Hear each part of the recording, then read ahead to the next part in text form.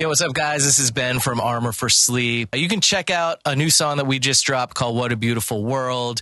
We released one a couple months ago called In Another Dream. Follow us on Instagram at Armor for Sleep. Now you can follow me personally on Instagram at Ben Jorg. And yeah. Thee Stool Podcast.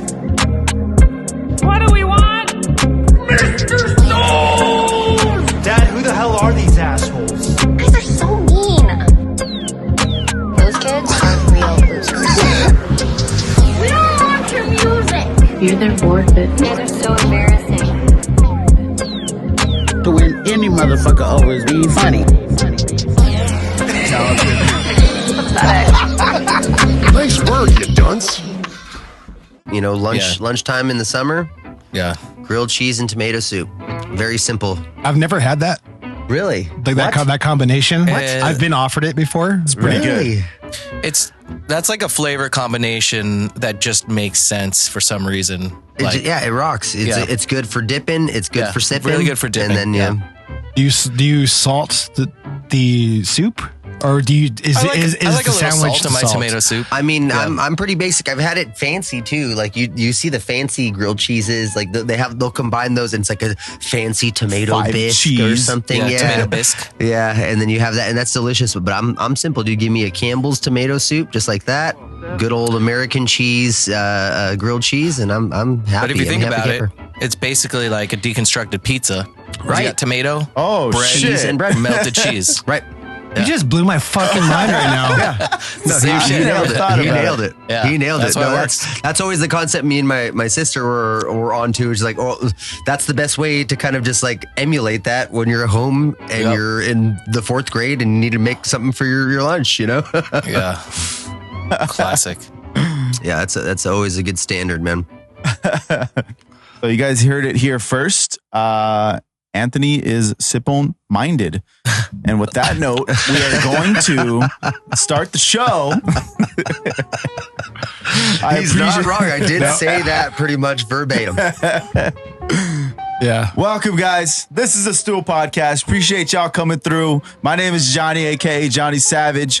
And we got on my left-hand side over here, Mr. Anthony. What's up, everybody? And to my right, we have... I'm Mick. Mickstradamus. What's up, mother truckers? Mickstradamus in the building. All right, let's go. I have arrived. And in store today, guys, we have a very special guest today. It's gonna be a fun one, guys. We're gonna talk a lot of music. I already know it. We gotta pick this guy's brain a little bit. Back to back, great episodes. It's gonna be fun. We have Mr. Ben Jorgensen in house. Let's go. How's it going, Ben? Thanks for having me, guys. Thanks, guys. Yeah, man. honestly, Good to have you, dude. Yeah, it's great to have you. Honestly, I haven't got to even fangirl out, but I'm a huge fan. Oh, thanks, I'm a man. huge fan. Thank you, dude. I'll let you do your intro, and then you guys got to permit me at least 3 minutes. Give me 3 minutes to just explain why I'm a huge fan. Oh, wow. Okay. Damn, 3 minutes is a long time. All right, 2 minutes. 2 minutes. I mean, take as long as you want, but Go ahead. Intro yourself. Tell everything. tell everybody who you are. want people to know. my name is Ben, and I'm in a band called Armor for Sleep.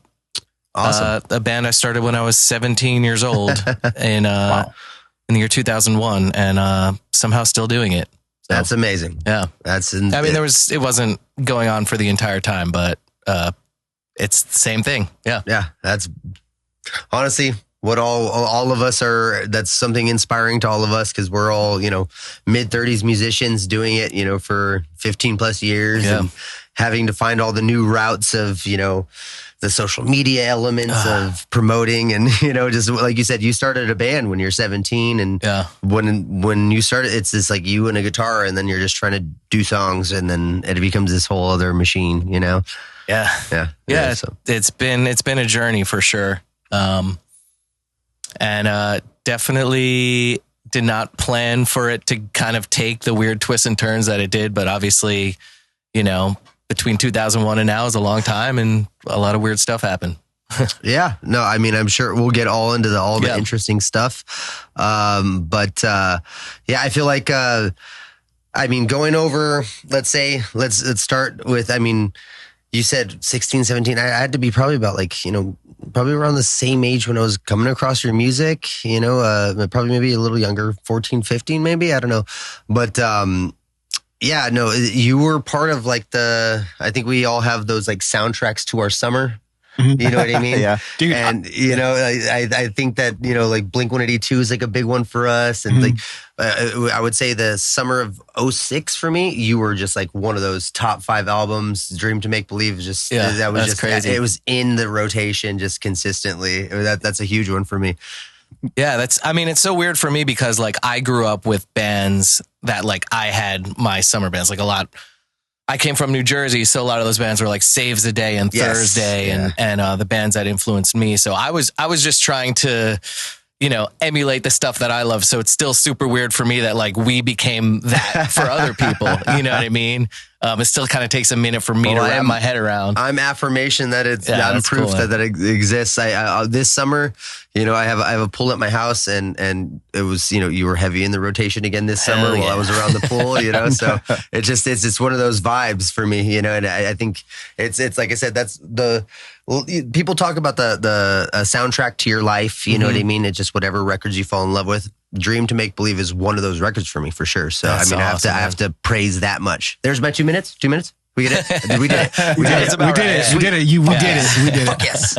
Yeah, man. But yeah, dude. I mean, when I was a skater, I wasn't even into music yet. When I got onto you guys, I just had, remember those Osiris backpacks with the speakers on them? Yeah. I used to just mob around skating and then you guys would come on my rotation on my Walkman. That's so like crazy. Anti-skid. You know?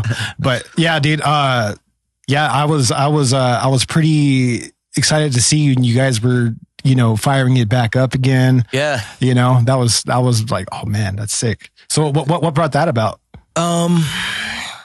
So it had been a while. I think so we were pretty active from like 2001 to like, I don't know, 2008 or 2009. The last tour we officially did in the 2000s was we were opening up for Project Rev Tour, which was Linkin Park's tour. So it was Linkin Park playing right before Linkin Park every night was Chris Cornell, which is kind of crazy to think about now that Chris and Chester are no longer with us. That entire summer, by the way, I was watching Chester and Chris tear it up every night. So it was them. Wow. And we were on a stage. It was kind of like a side stage before the main show opened. It was us, Hawthorne Heights, and Atreyu. Anyway, so it was a massive summer tour. And after that tour, we had just kind of been through a lot. So we hung it up for a while. And then we did some reunion shows throughout the years, but it wasn't until like 2020, actually like right after COVID, that I had another album to write. And I called up the other guys and I was like, hey, like I think the time is right to do this again. And our record label, Equal Vision, were incredibly supportive. They were like, I think now is a great time for you guys to come back. That's great. So I guess what we thought was just going to be a little reunion in one album has just kind of turned into us doing it full time again. And it's been, I think, like the best it's ever been for us. That's awesome. I mean, it's proof that people missed you in that time, you know, whatever it was that was going on. And we all know that, you know, where it's like sometimes other life stuff happens and it's like, or maybe this is not the priority or whatever. But that's to see that flood back. And I mean, well warranted, bro. Like, I mean, the record you guys dropped, like it's not only does it sound like your older stuff and it's like this throwback to your older stuff, but it's also like this new like renovation and modern sound, and you implement all this like, you know, piano orchestral stuff. It's fucking awesome, man. Thanks, it's really cool to see that. It's like, damn, that doesn't go away. You know, it doesn't go away for a musician. You just, if it's in there, like even as you just put it right now, you're just like, oh yeah, I think I have another record to write. It's like, damn, that's it. It's in there. Yeah, it's in there.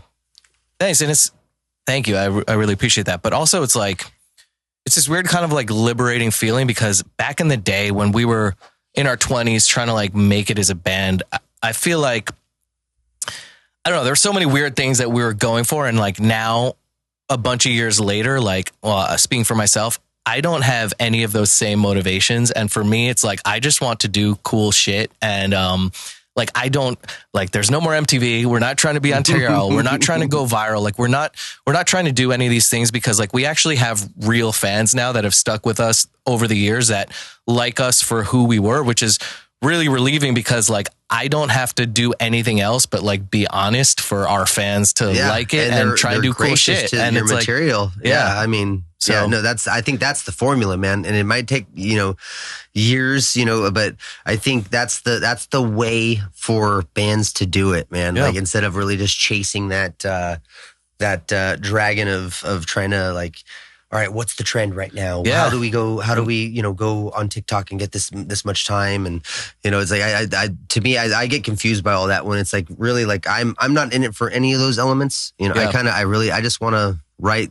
Like I have one of the projects I've been working on is this Christmas record I'm doing, and it's just a bunch of Christmas covers, and it's something I've wanted to do my whole career. I finally get to do it this year. That's and like, amazing. Once I get to check that off the list, it's like, that's what I care about. Yeah. It's like those goals. Yeah. But that's what it's about, man. Yeah. Hell yeah. So I've noticed.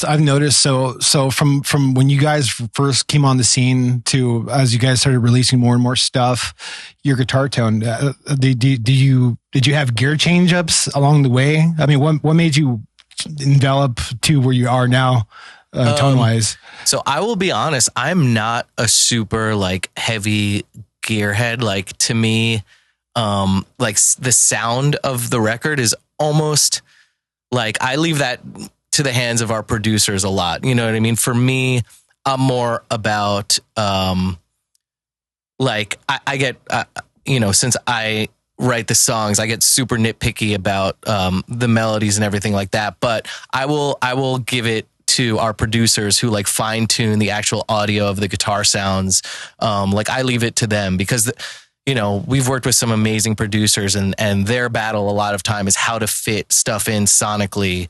So like I know in records of our past, like in What to Do When You're Dead, our producer Machine, he used a combination of like 5 different amp heads, to get the guitar sound that we had. And honestly, a lot of what he did, he was reamping stuff after we were gone. So when people are like, what was the guitar tone on Car Underwater? I'm like, actually, I don't really know. I literally don't know because I know what it was when I recorded it, but I recorded it split signal. So half of it was going, I think it was like my Marshall JCM 800 at the time. The other half was going to DI. And then after the song was recorded, Machine would reamp everything. And he was using a Bogner head, Mesa Boogie. I think it was a mix of like literally 5 different he was amps. like stacking the tones and stuff. Yeah, that's cool to hear though. Yeah, and on the Rain Museum, the record we did with this amazing producer Courtney Ballard. And I don't know if some people will be offended by this, but this is just the way of the world. There were 0 real amps used. It was all done with Kempers, which is simulated amps now. I'm not against that at all. Honestly, sounds best. A lot of producers now are leaning towards that way. I mean, the difference in sound now between an actual amp and a simulated one, it would take like a forensic like audiologist, I guess. You have to be an audiophile who's around audio all the time to really differentiate it. You really do. We've talked about this. It's come up several times before. And what's funny is that those are nuances that listeners don't care about. No, most listeners people don't notice it. It's super nerdy. It's the same thing between like digital photography. I like cameras and photography a lot. Like digital photography versus film photography. A digital photograph can simulate a film photograph like to such a degree, but the convenience of digital photography, the cost, everything just makes it worth it when you're in the real world. And like making a record, we're not Metallica. We don't have unlimited funds, right? So we can't spend 12 months recording an album and rent every amp like on the planet. So using amp simulations where it's 99.99 the same and it's cheaper and it's easier. Like to me, that's the more punk rock way to do things, because you're getting basically the same sound, but you're like, you don't have to spend hundreds of thousands of dollars getting those amps and stuff, Yeah, no, absolutely. So, absolutely. So I that totally did not answer your question about. I'd say so. No, but I mean, I love tangents, so I don't care. Like, you know what I mean? I just because it's like for me, it's like I like the tone that you guys have. It sounds really rich. It has this nice musicality to it. Yeah, which I'm sure you guys kind of had to greenlight it too, right? Like the musicality of how it sounds and stuff. But literally, like so our most recent stuff, this producer Sam Guyana, I love him so much. When we go in, like when we went in to record guitar sounds, he's just like, how's this sound? And we just sit around, we're like, cool. Like we don't even know necessarily what it is. It's just more like what sounds good at the time. And I know some of my friends who are like super like gearheads might be like way more you know, like I have this exact tone in mind, but for us, it's just more like what sounds good when we get there. Yeah. Yeah. You know? No, and honestly, a lot of the time it's like, I think let's say for playing guitar, it's hands. Yeah. You know, your hands matter a lot. You know, you have hands that play the parts that you want them to, how you want them to sound. And then if you find a guitar tone that when you play it, you're like, oh yeah, that hits. All right, just take that, do that. You know, that's a lot of it. You know, I personally I record a lot of different stuff. It's all in the box. You know, I use basically Archetype. And, you know, I shop through those and I kind of tweak this and that, but, you know, I more or less, if I feel the riff sounds good on this tone or that tone or this simulator, but I use it, you know? Yeah. And I mean, like what Billy Joe Armstrong used like a Fender Squire on like all of Dookie. Like who would ever do that? But like, it doesn't matter. Those songs are so great. Yeah. And the way he plays and the distortion, even though it's so shitty, it doesn't matter. Those are timeless songs, you know? Like if the song is good and the band is good, ultimately, as shitty as it is, people after the fact are going to be like, how do we get that sound? But it's never really about this. And it's almost like this thing that comes along with like the new wave of like production being so important to making music that you basically kind of, it gets lost in translation that it's about good songs. Yeah. It's about good songs. I mean, look at all the really bad quality, audio quality stuff from the 80s, punk rock stuff from the 80s, that stuff is still timeless, good songs. Yep. And the fans of it don't care that it doesn't sound like sonically insane. Recorded on broken speakers and shit. Right. It's like crazy. Dude, absolutely. And the opposite is true all the time. People, you know, who makes something sound absolutely amazing and it just doesn't speak to anyone. And so it's cool. It's sonically a masterpiece, I guess, but like no one will ever hear it. And like, does it really like... Yeah. What effect might it have if, you know, if it had a little bit more, you know, heart to it or a little bit more struggle behind how it got made, you know, that to me is some of the stuff that, you know, when it comes to modern music, I really... I don't know. I feel like I naturally gravitate towards stuff that is independent and you know, you see it, you feel it in the songs. I mean, like what's inspiring to me, what blows my mind is like first Billie Eilish record, her brother Phineas did like on a MacBook, literally in their bedroom. And just think of how many lives that changed. Millions of people across the world. Different tactics of recording, just sampling themselves and stuff. That's one of the things that made it, you know, kind of special, you know? Yeah. And that kind of is different than our examples because that actually does sound amazing. But I think it just goes to like, it was just a kid on a laptop, you know what I mean? And you don't have to have access to, you know, such specialty equipment. Thinking about it, doesn't that bring it full circle to the idea of like, it's about a good musician writing good songs, using the tools they have, whether it be a Squire or a MacBook. And he used that MacBook to its best effectiveness and made some awesome stuff. Yeah. You know, they use that MacBook, I guess. I don't know. I just, we were talking about production, so I kind of said he. Yeah, no, I get really nerdy on that shit. Like I love, as you can see, this is all my monstrosity here. I do, I am a gearhead. I do like producing music and stuff. As people have seen on the podcast, I talk about that shit too fucking much. But, you know, I am interested to hear how, I mean, especially because I write music too. Me and this guy have the Dunce. We're essentially a band or hip hop. You mean to me, progressive hip hop group. But he's been surprisingly quiet. It's scary. I'm listening. It's scary. This is a good conversation. I like it. I'm having fun listening to you guys. Yeah. Well, not Anthony or Mick, but I'm having fun listening to Ben. But yeah, no, they're. I guess hip hop duo. What? I don't know how to classify you guys. We're just a producer group. We're just two producers that make music together in this project. We're essentially, and Mick does very good vocals, and I do decent. I just kind of ride his wave when it comes to the vocal side. Yeah. Your raps are good, dude. You got to give yourself some credit. You know? No, but I was going to ask you though. So as far as writing goes, how do you like to write? Like, do you like just sitting down or writing something out all the way through, or do you just like kind of do patchwork? Yeah, so I'm actually in the process of it right now. I have a batch of it's actually 6 songs that I'm trying to finish that we're going to record in like a month from now. And is What a Beautiful World like a part of all those, or? Yeah, I think so. Yeah. So are you doing like an EP, like a whole thing, or are you just going to try to release them as like singles?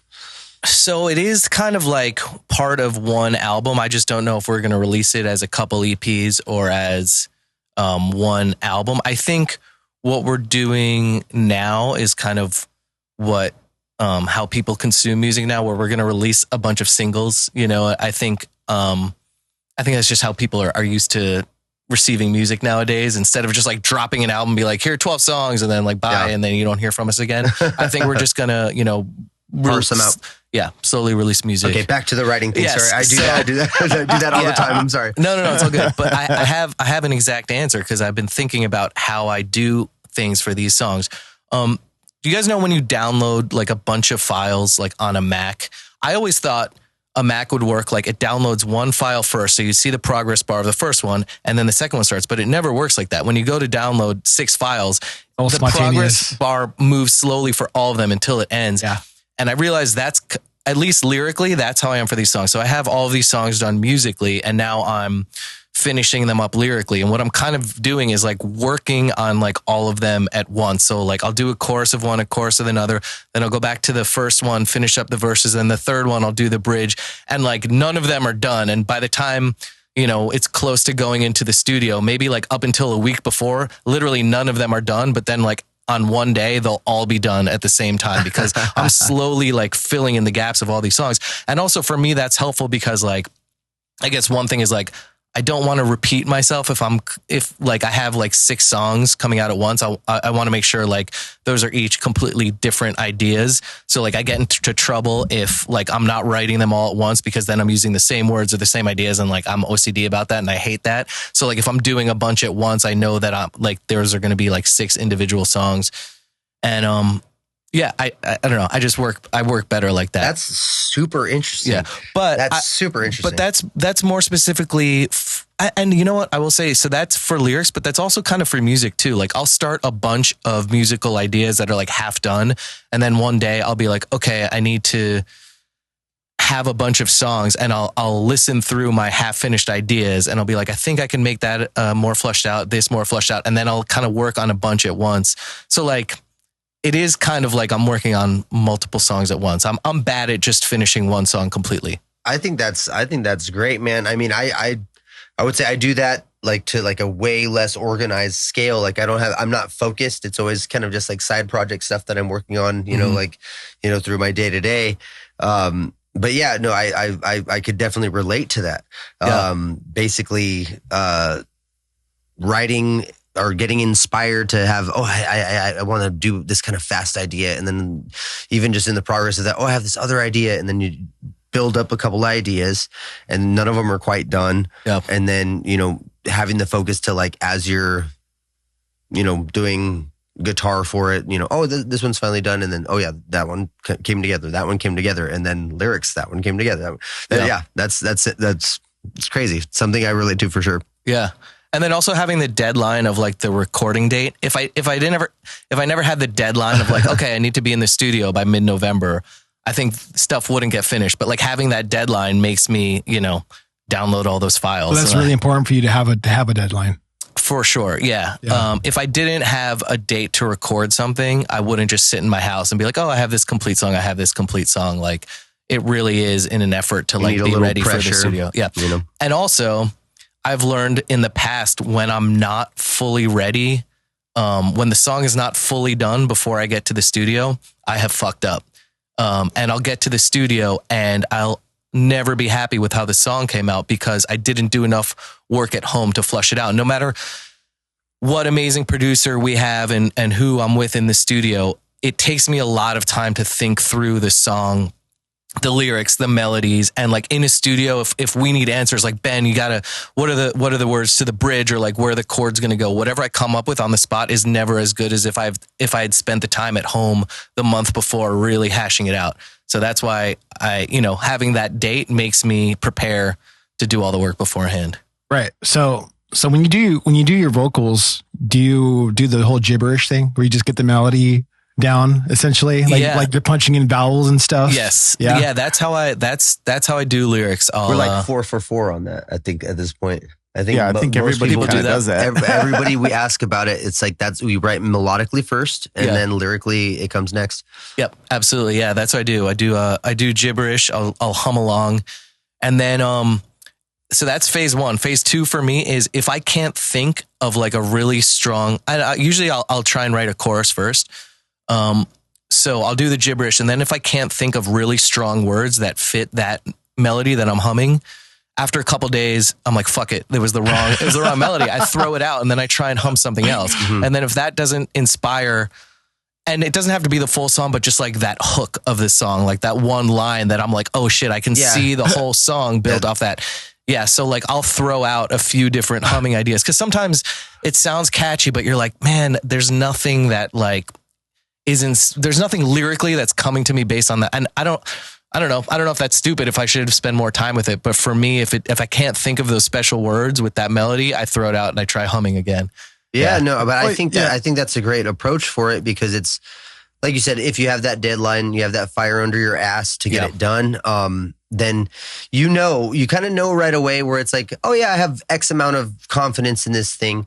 And then when you're like, okay, enough time has passed, it's not what it needs to be.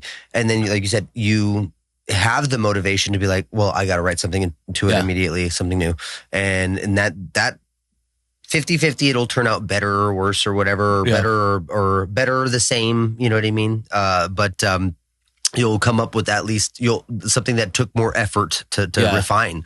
Yeah. And also it's easy for me to come up with stuff off the bat. But another thing that I've discovered is whatever is easiest that I write first, usually if I think about it for a couple of days, sucks. And like, it's not until I like rewrite it and I'm like, that was pretty cool. And like, I see why that popped into my head first. But if I think about it, a million people have said that in a song. Like, can I maybe like flip that a little bit? Like try different words. So like, let's say it's the day before I go into the studio, and the day before is when I the lyrics come to my head. I know I'm in trouble because it's probably not that cool. Like I need a couple weeks of like taking what I did and like expounding upon it and making it better, or else it's just generic. You know what I mean? Yeah. Because I mean, there's digging through like the idea of like, you're probably building from like a concept of whatever, your song is, which actually does go into one of the questions I wanted to ask. But, you're digging through a concept, and like, a lot of people dig through a lot of concepts, and eventually there's so much of it. Some of it could come across as hackneyed, or, you know what I mean? So you want to come across as like your own perspective, your own voice, and also kind of like cool sounding and matching the melody. So it's like checking off all of these things. Yeah, no, exactly, dude. It's and this is something that I'm not sure other writers can relate to. Maybe you can, but I feel like a lot of the writing process is actually steering away from stuff that I don't like stuff like lyrics that rub me the wrong way, or melodies that rub me the wrong way. I feel like a lot of writing for me is like, no, I don't like that. No, that word is dumb. No, it's like once I find the thing that doesn't rub me the wrong way, that's usually what I come up with. So it's more a process of elimination than it is a building blocks thing. Yeah, it absolutely is. And I don't know if you experience that, but to me, it's so much like, nah, I hate that. And then it's like, okay, I can live with that. Yeah. And the things that I wind up staying in my songs are usually the things that don't rub me as much of a wrong way as the other stuff. Yeah, no, that makes total sense. That makes absolute sense. Now, when you write, when you're writing ideas, do you bounce it down to like an MP3 and then you're just like listening to it in the car? Yep. You just like, oh, I like this. And then you're like, oh, what can I do with this? Yeah. That's absolutely what it is. Yeah. I mean, that's literally what I do now. I have MP3s of all the new songs, just listen to it a million times. Can't fall asleep because these instrumentals are in my head. And then, once I do record my own demos, first of all, I'm like, wow, I really suck at recording myself. But it's good because, I think it's actually a positive that I'm so bad at recording myself, because I hate it so much that it makes me go back and re-record it multiple times. So that when I get to an actual producer who can make me sound good, I've actually done enough work with it where like I feel okay with it. Yeah, you're confident like moving into that environment. And no, I definitely, I could relate to that because when I first started recording, it was just me and like a little shitty interface and like I think it wasn't even Cubase. I forget what it was. It was, I don't think that Sonar? It might have been Sonar or something like that. Yeah. But yeah, you know, it was starting off, I was just, I'm terrible at making this sound, you know, good at all. But like you said, it's got this whole level of, which I think a lot of people out there could, you know, relate to in a way where it's like, I never expected to learn how to do all this stuff, but now I have, and I'm kind of getting more proud of my skill set, and it's improving my other skills, you know, whether it be singing or playing guitar, to get better takes, to play to clicks, things like that, you know. And so like, you know, I think it's all a positive thing. Yeah, that's awesome, man. It's funny because I think a lot of people's first like real DAW was probably like Sonar, because I literally bought Sonar, like the actual like thing, and it was funny because like $100 like box or something like that. Yeah. That was like the first one I bought, and I was like, oh, okay, cool. I'm kind of, and then you get into Pro Tools and Logic, you're like, oh shit, well, it's a whole next level. But I just wanted to go back to what Ben was saying about real quick. Like writing multiple songs at one time. I'm the same way when it comes to that. And I know this was way back then, but I think for me, I don't know, maybe Ben, you can relate to that. It's like, for me, like I'm writing multiple, you know, verses to different songs that me and Mick are working on, right? And I'm like, you know, I start one because that day, the inspiration for that subject, whatever that song's about, hits that day. But then a different day, I'm like, oh, this song actually hits right now. Like wherever my mood is or my emotions are in that time, like, you know what, I could write to this. So I feel like for me, it was like an inspiration thing. Like I need to feel the inspiration for that specific song and that subject, whatever that song's about, before I go to the next one. But I'm doing that like every day. So it's like I'm working on this song, and the next day it's this song, and the next day it's this song. I mean, is that kind of like something that you do also? It's like inspiration motivated? Yeah. Yes. And for me, if I feel, for instance, this song, I had a really cool idea for it. I felt motivated by it, and I just jotted down some words, kind of like a placeholder for that idea. I knew in days after it, when I would sit down to work on that song again, I wouldn't be feeling that same inspiration, but in future days, I would remember what inspired me on that day. So like sometimes that hits me, I'm like, oh shit, I know what feeling I'm going to tap into. And even though like, you know, maybe I'm thinking about that person from my past, or like, you know, really like overcome with emotions that day, I don't have to be in that place again in the future, because like if I just write down what I was thinking about, I can like kind of revisit that moment. Yeah. I'm like, I literally do that exact same thing. That is hilarious. I was going to ask earlier. No, I was going to ask earlier, like, how do you remember ideas? Do you record phone recordings, or just writing stuff down? Or, but you kind of answered that. Yeah, in a notes app. It's like, it's almost like, I don't know if you've ever had like a really like super vivid dream, and if you just like jot down, man, I had it last night. I had a dream about there's a pod of killer whales like chasing me, right? And if I just like write that down, then you'll remember all the details. Yes, I don't have to write down the whole things, but in like a month from now, I have a dream journal. That's awesome. Yeah. But like just writing down that one thing, you'll remember more of the dream. Cut to me real quick. Yeah, thank you. Thank you. Fuck yourself.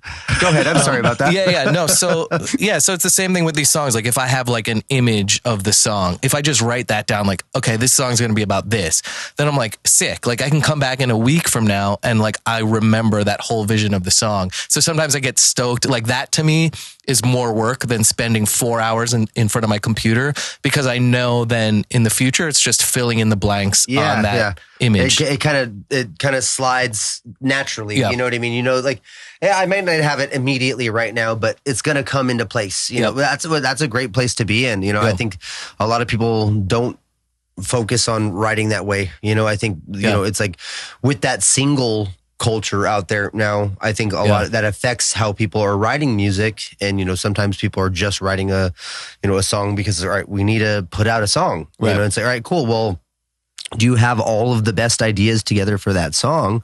the way you're doing it, like I said before, I think what is happening is it's all coming into place naturally when you feel most comfortable and more confident. You said, earlier, when you have the immediate ideas, the rushed ideas, you're not as confident in them. So I definitely relate to that as far as, the level of emotional investment I have in my own songs, where it's like, if I was working on a pair of five songs at a time or 3 songs at a time, and they were just coming together because of that's how they were coming together. Just, this spot hit me. I was doing chores today, listening to the demos, and it's like, I heard this lead or whatever. And it's like, that's the more natural way to do it. It takes time. It takes that kind of effort, but that's all I have to say about it. But what do you do to clear your palate though? Like, do you just listen to other music, or do you just go meditate? Because I know, question. Yeah, because I know when I write, sometimes I start sounding, I'm starting to annoy myself. I start getting this redundancy that I don't like about it, about the way I write, and I don't know. I just like asking people this question because, that's so I don't feel so fucking crazy, because I do get caught up in my own head. I'm like, oh man, like I'm putting all this work into all these songs, but then there's like too many commonalities between all of them that makes it hard to differentiate that. And so when you're writing a record for you, do you like the idea of having it kind of like a concept album versus something more cohesively sellable? So I think I tend to think of, if we're doing an album or an EP, I like to think of like having a concept for it, like some perspective of like, how is this album going to be different than this album? You know what I mean? And whether that's like a concept, like a story, or I think just like a perspective. Yeah, I'll always want to have that. Maybe one day I'll have a collection of songs that don't have that. But to me, it's more interesting if I'm like, okay, what is gonna make this next bunch of songs different? I don't know. I think it would get boring if I didn't do that every time. And my favorite bands, I feel like when, there's a new Radiohead record, I'm like, how is this one? Oh, this is the kind of the sadder one, or this is the more electronic one. Like to me in my head, like that's more interesting when a band has a different perspective. So that's what I do. And to your other question about like what's inspiring for me, I get fucked up when I try and listen to music or watch movies to be inspired for writing, because I feel like then I get too specific. Like if I'm just listening to like a certain band, then I'll just try and like write like that or whatever. So what I find is how I get the best ideas is I force myself to literally just write. So I'll have a song open and a notepad open, and I'll just force myself to kind of like write words to melodies and stuff. And for me, forcing myself to write those words, even if I'm not having that day where I'm super inspired or like reliving a moment from my past, just writing, I'll start writing words that will make me think of other stuff from my own internal experience. So what I've learned to do, instead of fishing for outside things, because then it's like, I'm listening to this music, I'm not inspired, I'm watching this movie, like that's so hit or miss. But for me, the process of actually forcing myself to write, I find myself to be more successful in that. So it's like,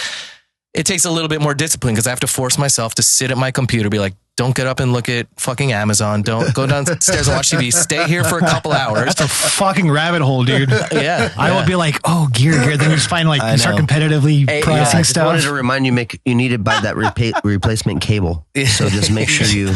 Okay, well.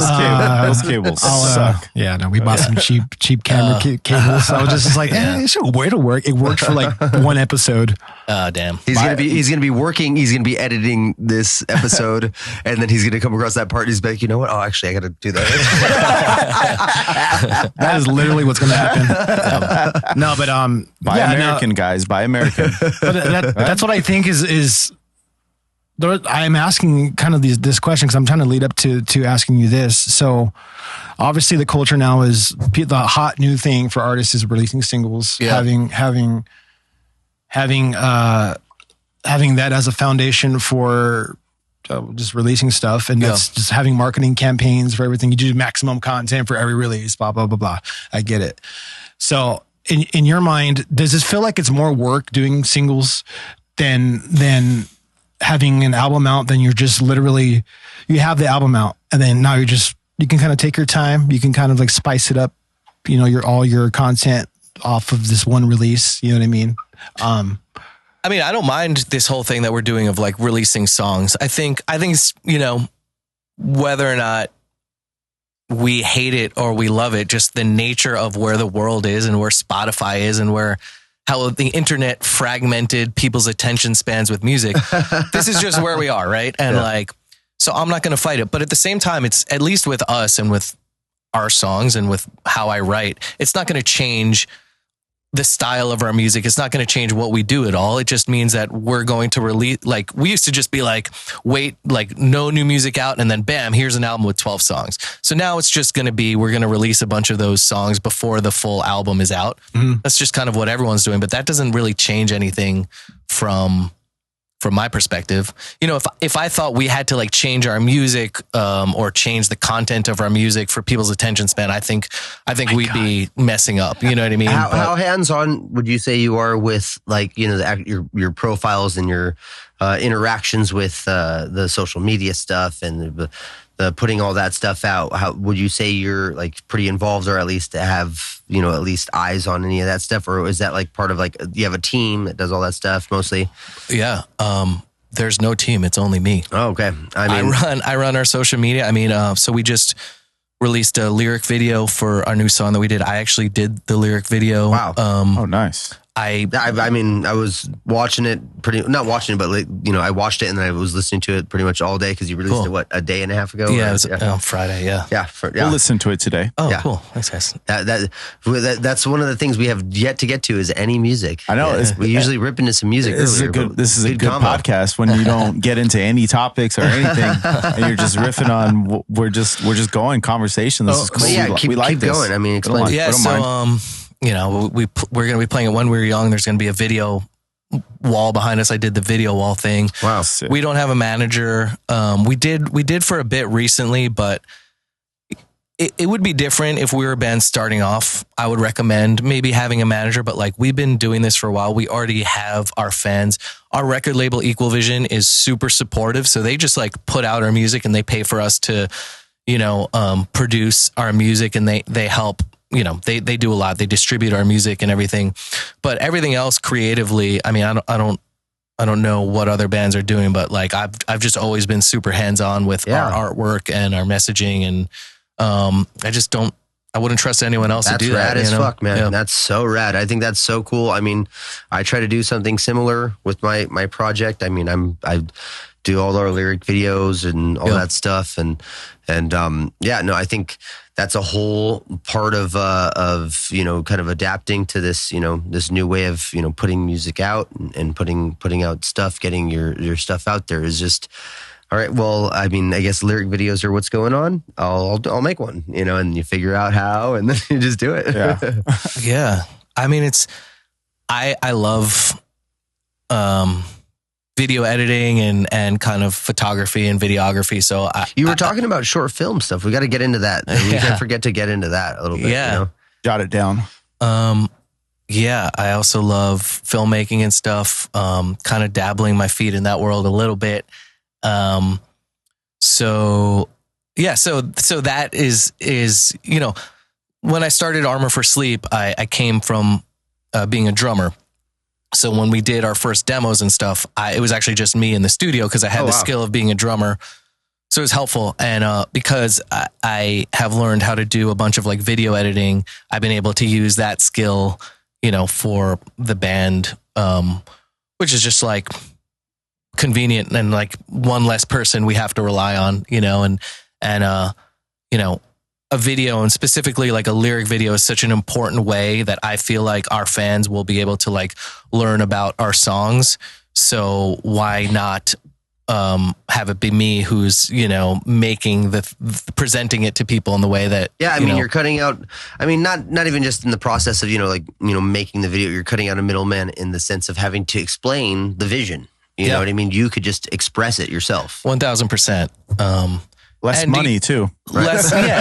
I was trying to not say that part, Johnny. I was trying to say like artistically. We're real. We're real here. We're talking about the finances of being in a project. It's not cheap. Yeah, you know? and it's a different world now. Like, you know, back in the early 2000s, we were doing music videos for like, I don't know, $75,000. Yeah. Like that just doesn't exist anymore. So, but for $0.00, I can make a video in 2 hours and put it on YouTube. You know what I mean? So like, why not do that? Yeah, Like, yeah. 2 hours for a speaks music to the same video. thing we were talking about. I don't know if we were doing this on the cast, but we were talking about, you know, when you have microphone as good as the SM7B here, wonderful product. You know, why not? You know, just utilize that for as cheap as you can, make it happen. You said it's you know punk rock. You know, it's the punk rock way to go about stuff. You know. But all right, let me see. I got some questions to just so you guys know, it is punk rock to save money. Yes. Yeah. Okay, so you've just naturally kind of cracked into a bunch of stuff. It's great podcast so far. I think this is a little bit. What do you have against Williamsburg? yeah,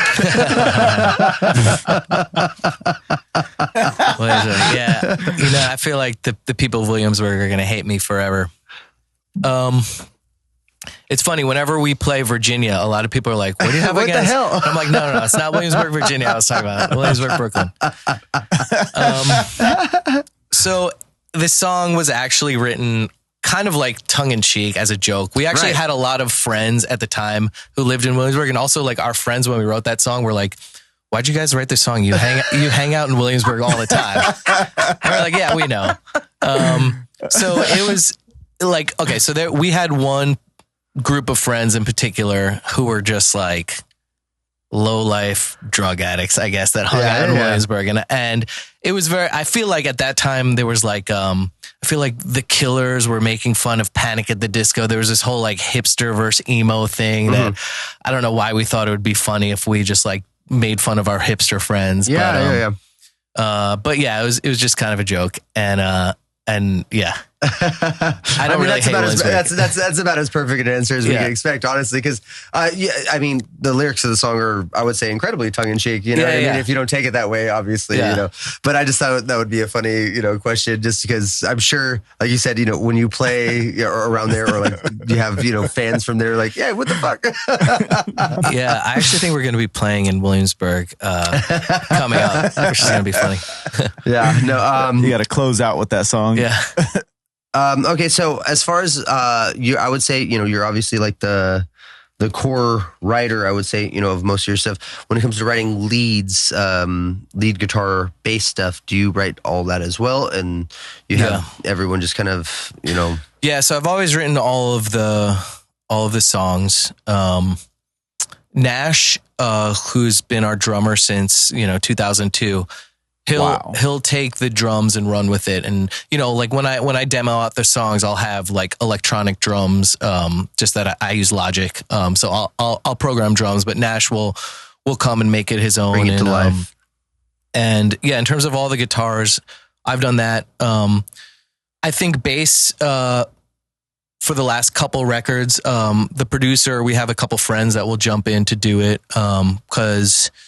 So the Rain Museum was just basically me and Courtney in the studio doing everything. We had a drummer come in and do the drums, but we did everything else. My friend Cam played bass on it.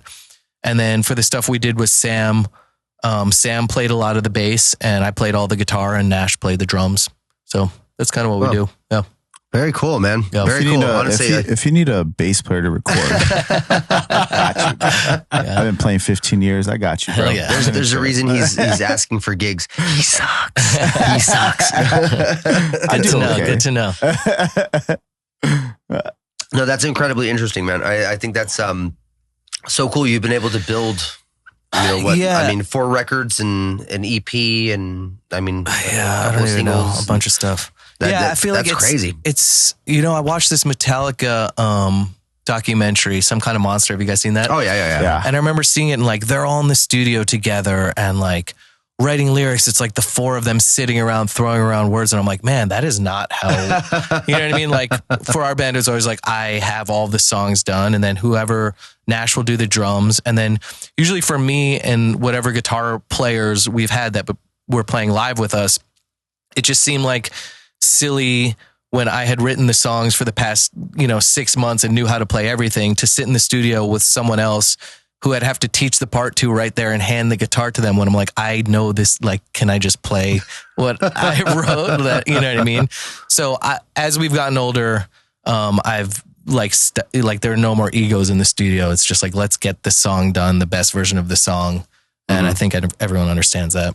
Yeah, especially if you, it's an interesting thing when you have a vision in your head, for an expression of how you feel, whether it be lyrically or, just melodically.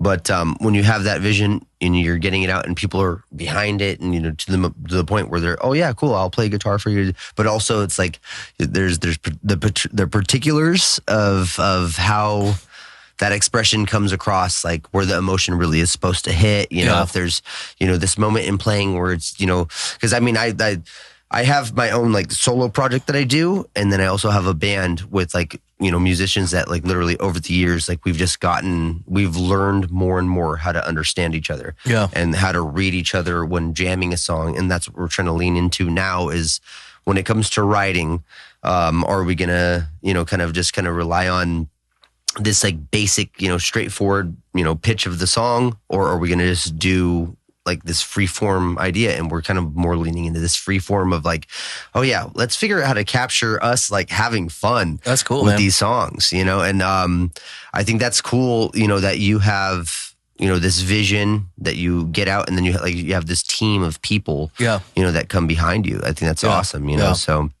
Well, that is kind of important though to have, because it's like so the way you do it is you get what Armor for Sleep sounds like. Yeah, you know what I mean, and you kind of like you set the I wouldn't say like tempo, but you set this like precedence of.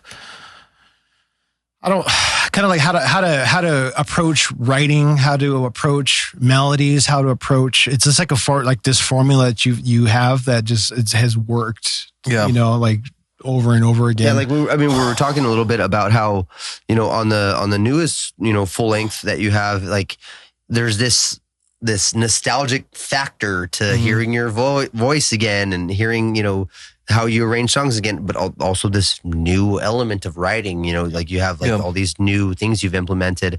I think that's how an artist should be, man. I think that's really that's the core of it. You got to kind of figure it out, in my opinion, just like you've been writing stuff that you like. You're fortunate enough to have a label that when you hey, I got this, they're like, sick, let's go. Yeah, that's awesome. That's fucking awesome, man. Yeah. Thank you.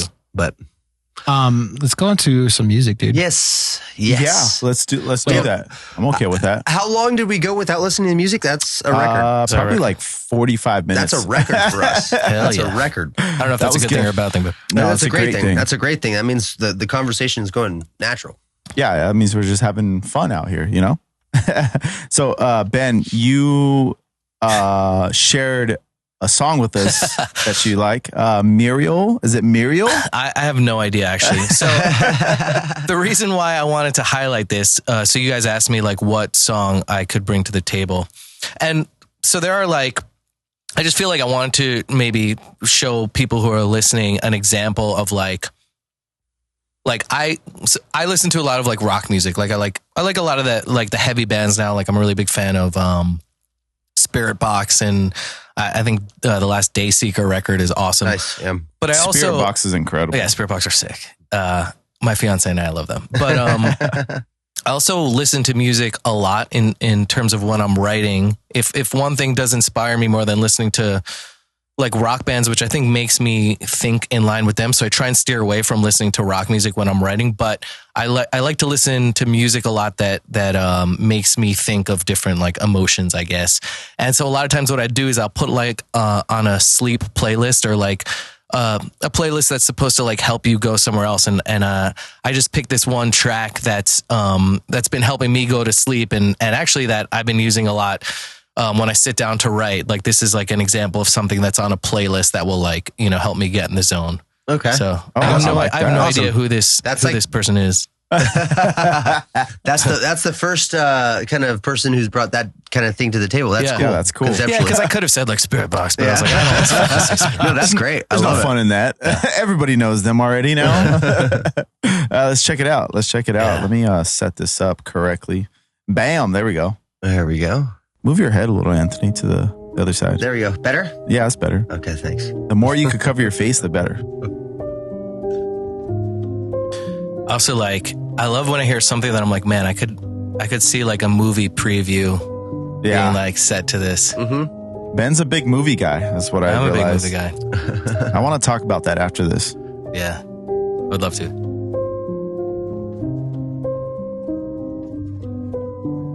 Kind of has Fiorellis vibes to it. Love Fearless. I'm going to do some producer work, and I'm going to look up Muriël. Oh, please. Bostdorp. Do it. Yeah. All I know about that is Muriël is my mom's first name. So maybe that's why I felt. It connected with you somehow, you know? I mean, I love piano music. This is, especially now that we're heading into fall. This is me, wine, fireplace. Let's go. Yeah. I mean, yeah. So like for me, this will be way more inspiring to listen to when I'm writing than putting on, again, rock music or something. Cause this cues up visuals in my head. I don't know how else to say it, you know? Yeah. Right. Yeah, I agree. Like this type of stuff I do love. Like I was saying, like the palate cleanser, like it's like something, it's just something that's just, you're not going to like create a record like this. No. You know what I mean? And you know, just something just completely outside of my boundaries of music, of usage of notes and, you know, arrangements and stuff like that. And just, you know, like feelings and sentiments you kind of get from it. I do like that. Dude, this is sick. Yeah, I feel like, I mean, the thing about music like this, it's almost like if there was a different term for, you know, you have white noise, you have gray noise. This is almost like something different from that in the sense that it doesn't affect how you might write a melody or what you might be inspired to write, but it does get your gears turning. Yeah. You know, you guys want to hear a short blurb about? Let's hear it. I want to play the music while you do it. Amsterdam bass composer and pianist Muriël, and it's got that weird. Muriël, I don't know. Bostdorp plays the piano with beauty of melancholy, influenced by nature and everyday life. She takes you back to your inner senses without words, and she guides you to all kinds of dreamy spaces. Which is, I mean, she's doing it right. Exactly. She's doing exactly what she's trying to do. Accomplished, Muriël. Yeah, shout out Muriël. Yeah. We hope we're saying that name correctly. That's pretty nice, actually. But yeah, no, that's great. That's very great. I don't mind that at all. Let's get into it. I think it kind of repeats a bunch of times. I kind of want to take a nap now. This is such a geeky ass thing I'm gonna point out. So I love this is obviously recorded with a real piano. Open and everything, all mic'd up and nice. I love that stuff, dude. Yeah, I get so geeky when it comes to setting up mics and all that shit. I love it. So like, okay, so what is it about it? I don't know. I mean, maybe it's just a music or a recording elitist thing, where it's like if there's a pianist who could just go like 4 minutes unadulterated. I was trying to say it like really expressively to not make it all weird. Right. But a pianist. Oh, I thought we were talking about something else. Like a 4 minute take, just solid, all mic'd, awesome. Just like I picture everybody in the production room just like biting their knuckles like this is amazing, you know, as opposed to, well, I know when I write piano parts, it's all MIDI. Of course, yeah. Or if you had to play it, it would take 5 days until you get that one take where you didn't fuck up. There, that's great. That's finally it. Yeah. They're like quantize, humanize. No, that's to me, that's why I really still enjoy to this day, which is crazy. You could go to, find on, just Groupon and stuff like free tickets and cheap tickets to see really amazing musicians, you know, that are not playing what popular music is, but you know, you see them perform. Yeah, you see them perform, and it's awesome, man. You see awesome musicians. Oh, it's unreal. I've seen that. I've seen those like those people that do those like, you know, those social media reels where they're playing like in like a mall or something, and people walk up to them like, "Oh, can I play with you?" or whatever. There was and it's never staged. Yeah, it's never staged. There's this one guy. Oh, I should have saved him. There's this one guy where he's like doing that. People are like going up to him, and he's just like, no. Like some little girl comes up to him with the violin. She's like, "Can I play?" Or some chick comes up to him, "Can I sing with you?" He's like, "I have a girlfriend." It's so funny. It's just and it's the way the camera angle is. It's so great. Yeah, but it just makes fun of the idea of just like how clickbaity everything is now. You know what I mean? You can literally just say no to people, and that just makes content. I think that leads into my next question. Okay, my Ben, bad. when can we expect some TikTok dance videos from you? Yeah, dude, funny you mentioned that. Because no way, dude.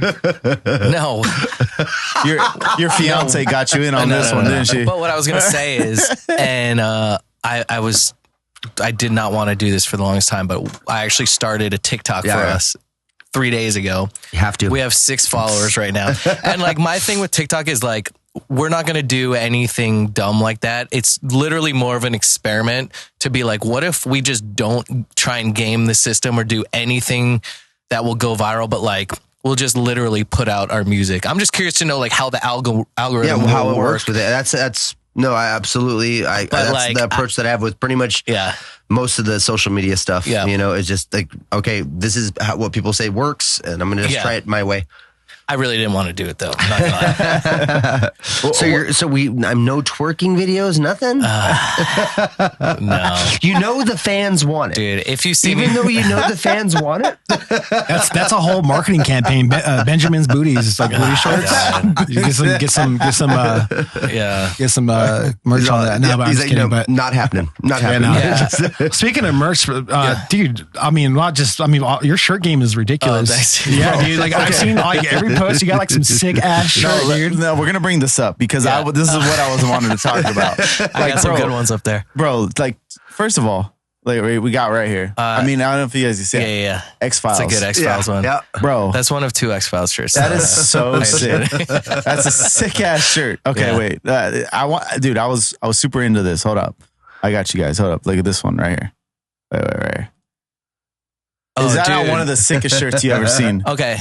This is an original Independence Day shirt from whatever. From 95 or whatever 95, it was? Yeah. Oh my God. If you go on eBay right now, you'll see those shirts for sale for like $250 to $300. Yep. I was like, for weeks, I was like, I need that fucking shirt, but I'm not going to spend $300. Yep. Someone was selling it for $50. I immediately bought it. They didn't know what they had. That's got to be my favorite shirt. Yeah. Yo, I know. I've been into it lately. I was gonna wear my John Wick shirt. It's like his face, like the whole shirt is his face. The back has dude, like awesome. Retro and vintage fit is like in now. Yeah. So like I these guys know I sell football and baseball cards, sports cards for a living. That's what I do. That's awesome.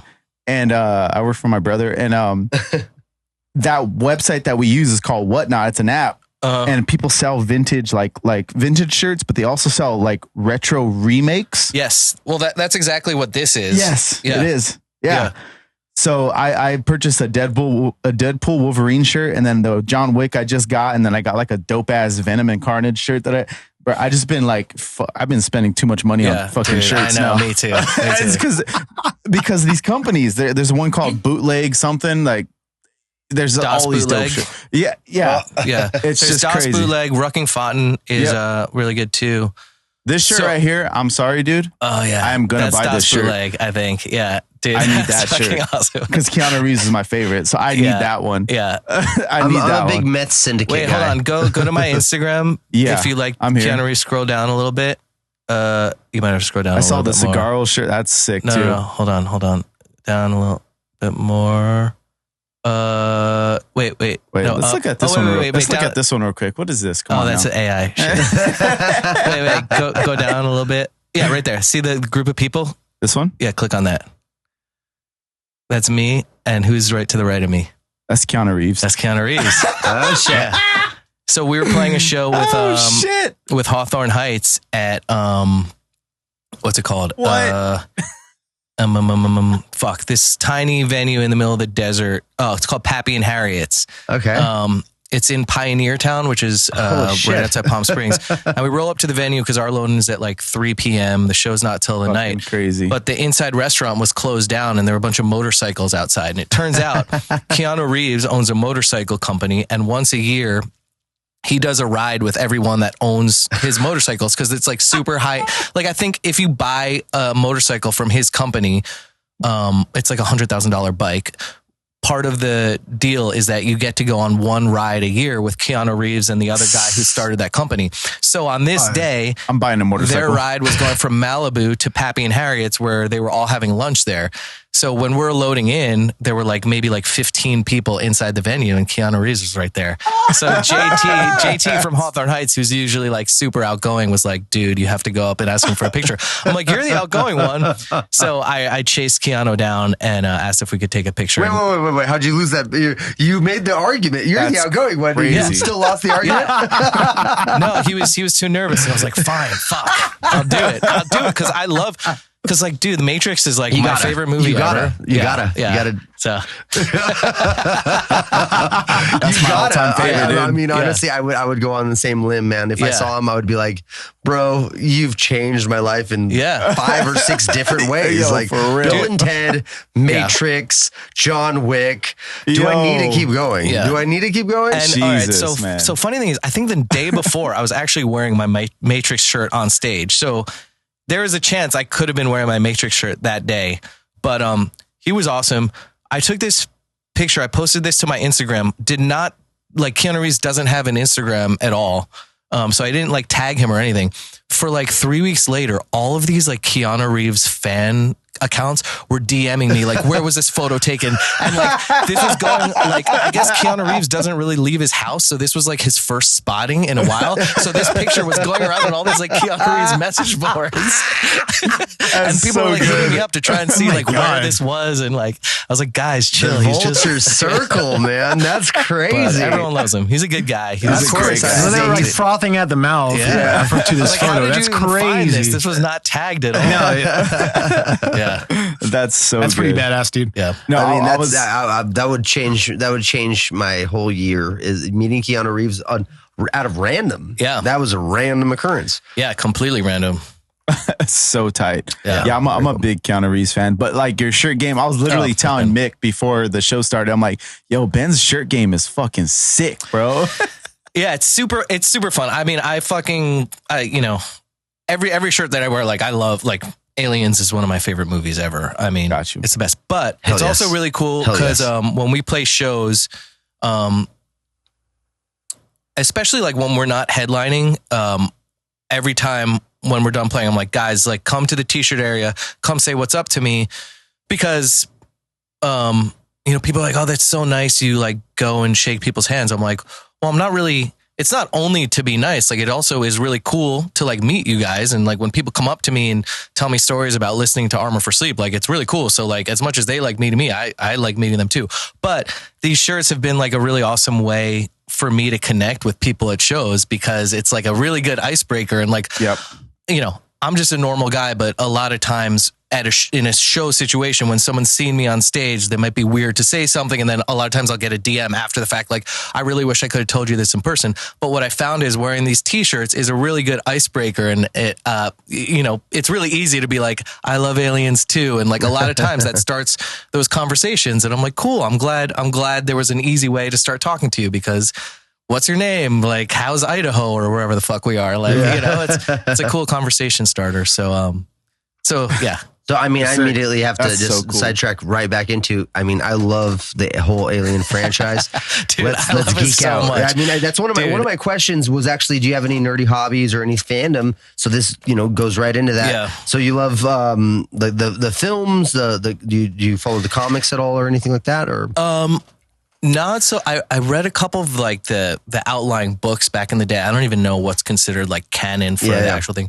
I was actually just watched Prometheus last night. Nice. And so I would say Alien is probably my favorite movie of all time, followed by Aliens. Sick. Super into that. And then super into Prometheus. I know a lot of people hate on that movie and where they took it. I loved it, man. I loved it from the jump, and I had to defend it from people who were like, oh, but you don't even see a xenomorph. But dude, there's something to this. And then as you watch that, the modern Alien franchise unfold, you're like, yeah, this is all payoff for me. Yeah. You know? So the movie itself is cool, but the lore that they added, the fact that they like kind of made this whole story of the engineers and the black goo, which obviously I don't think James Cameron or Ridley Scott knew when they made those movies. I think that was added on. Yeah, it wasn't premeditated, but I would say they picked it up in a direction that was interesting enough to get all the fans like excited about a new concept. Yeah, and that was the thing that pulled me in immediately with it. Yeah, no, so I love that. Actually, I was like just watching like a 1 hour YouTube video on like an explanation of like the black goo and the engineer timeline and like how that fits into the original movies. And it doesn't really work, but like I really want it to work. No, honestly, I mean, speaking on that, as far as, I would say they with the new one, Romulus, they kind of implemented, because it's supposed to take place in between Alien and Aliens. Yeah. And, they implemented a little bit of, the stuff from the newer movies, but they really focused on just kind of like that centralized story of that original, like, I guess let's call it the Ripley timeline, I guess, you know? But, I saw the flaws in the film, and I still was like, I love this fucking movie. Yeah. I just love seeing xenomorphs tear shit up, and I love seeing face huggers, and it's just the best. It's the best.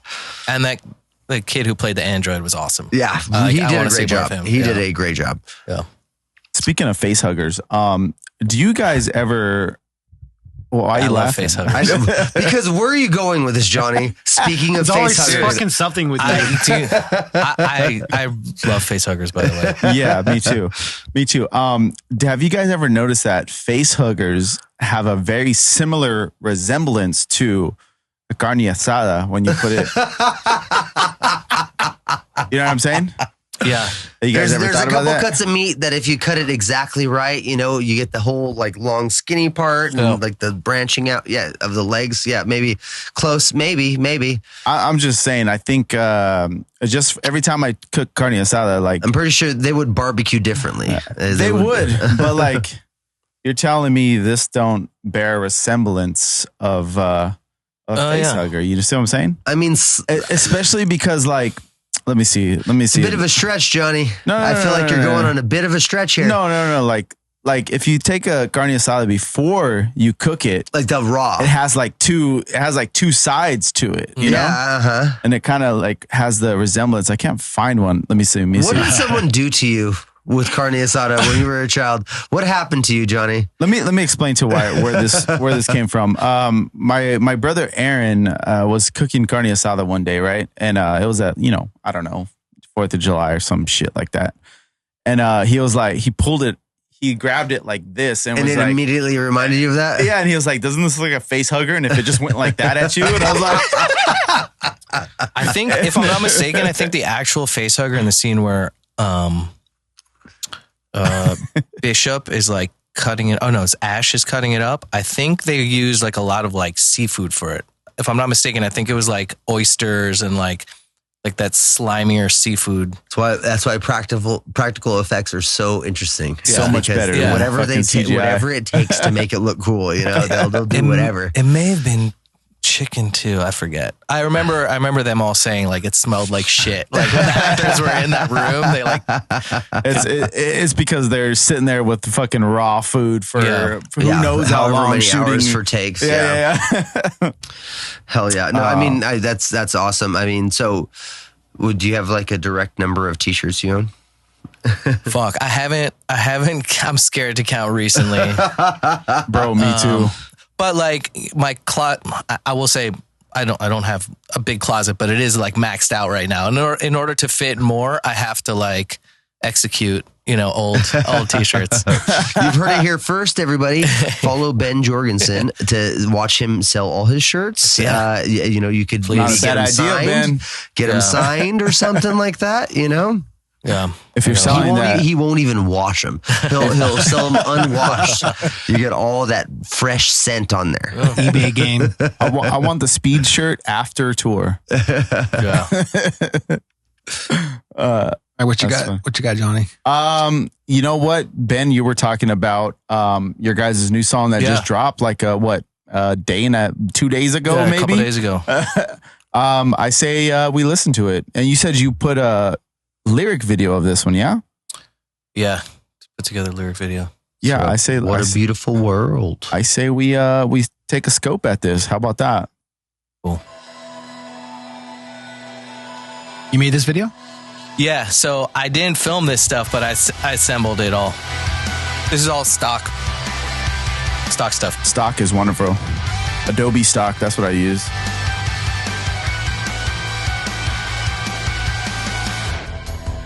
Time loops of our past lives play inside my head. Over again, they repeat themselves in the dark till I'm dead. I have to keep pausing it because of YouTube, but okay.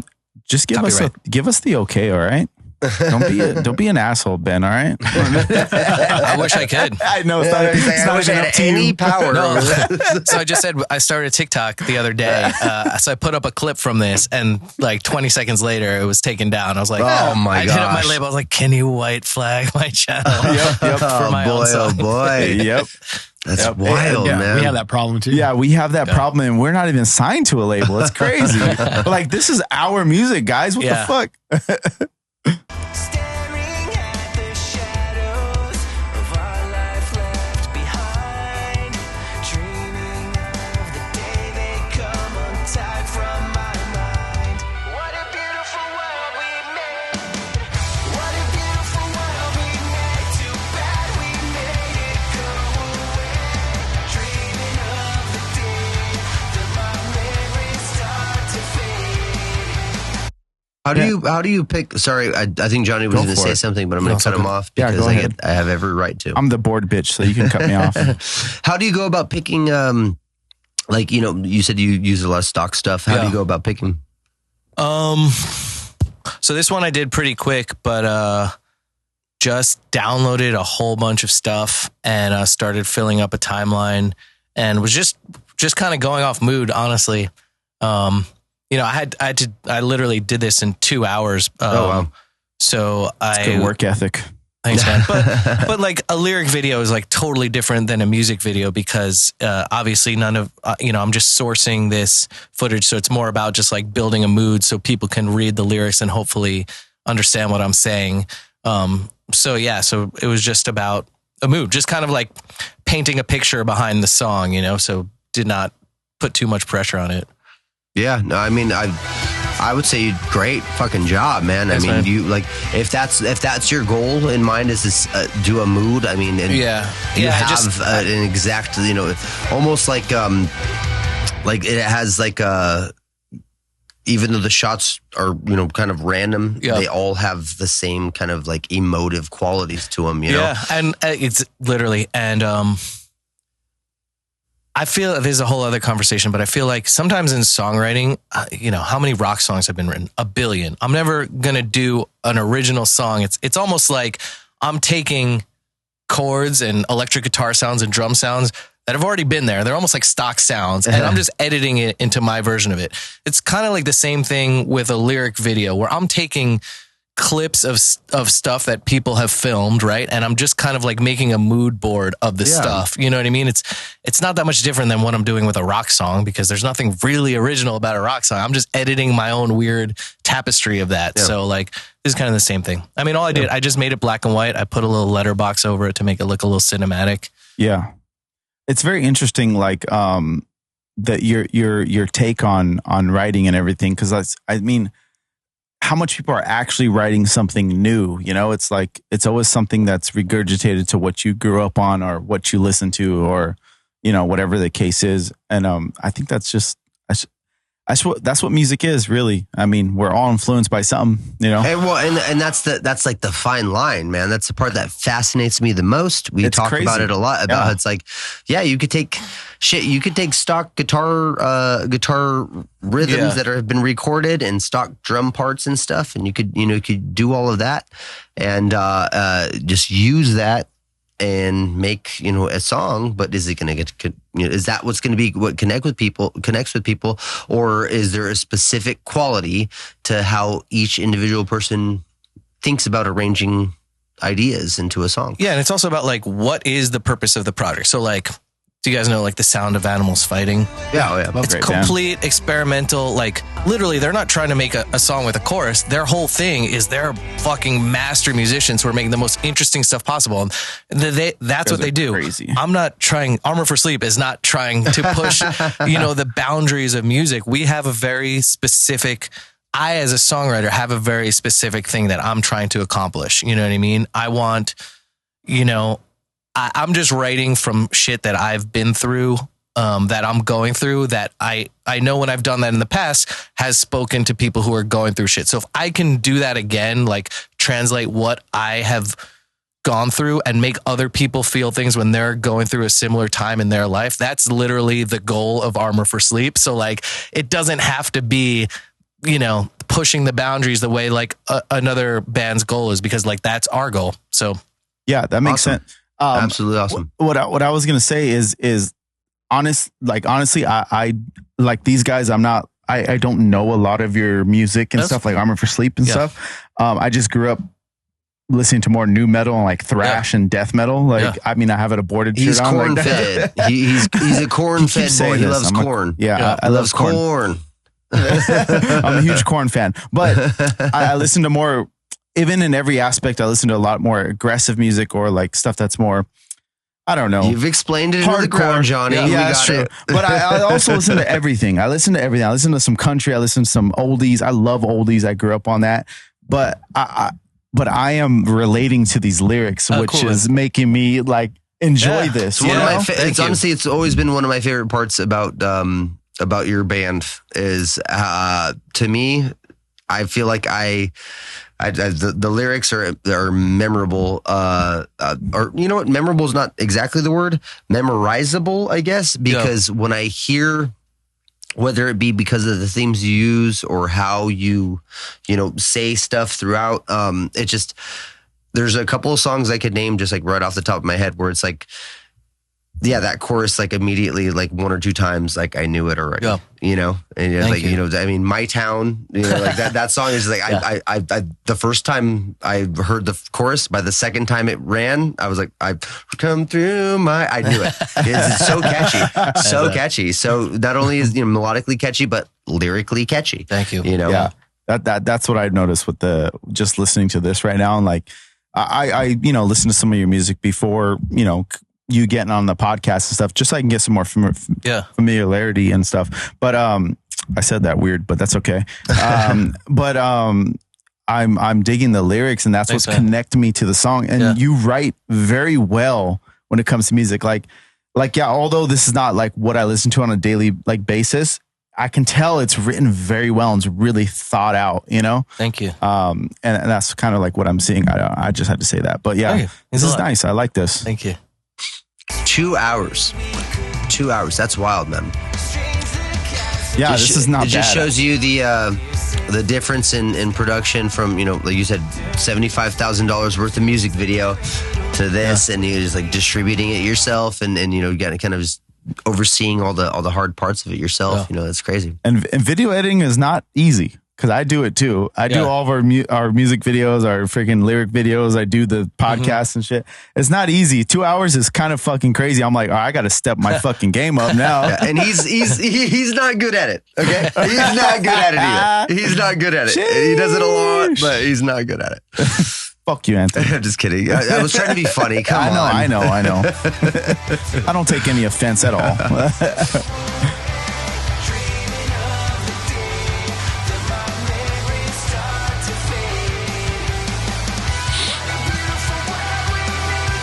Okay, is this song about a lady? Definitely about a lady. He's getting red in the face. It could be. That's what it is to me, which is great. It's a universal premise. Yeah, right? it's great. Very, very well written. Thanks, man. Yeah, my instant thought with the clips that you chose and stuff, and all the titles that you used on the video. So I'm trying to, because like for me, I'm kind of a geek when it comes to this stuff. So I'm just seeing how you lay this out, like lay out the messaging behind So you're essentially choosing the footage to go with whatever is going to be displayed on that particular line.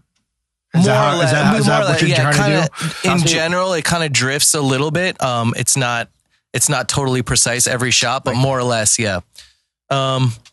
So yeah, I mean, specifically with this one, yeah, the verses are talking more specifically about the specifics of a relationship. So the images behind that, you see, there's talking about a couple in the second verse, and I put there are two girls who are like together because that's talking about people, and the chorus is talking about more broadly like this world falling apart. So I'm using more images of like a larger world. So yeah, just kind of broad strokes. And then the bridge is again talking more about like pain and stuff. And you'll see there are more images that are specifically about relationship struggle. Yeah. So what, doing it like that, do you see a difference in reactions from people when you do that? I don't know. I think I'm kind of over trying to look at that because you know what I mean? I hope that eventually, this just came out on Friday. This is going to be on the internet forever.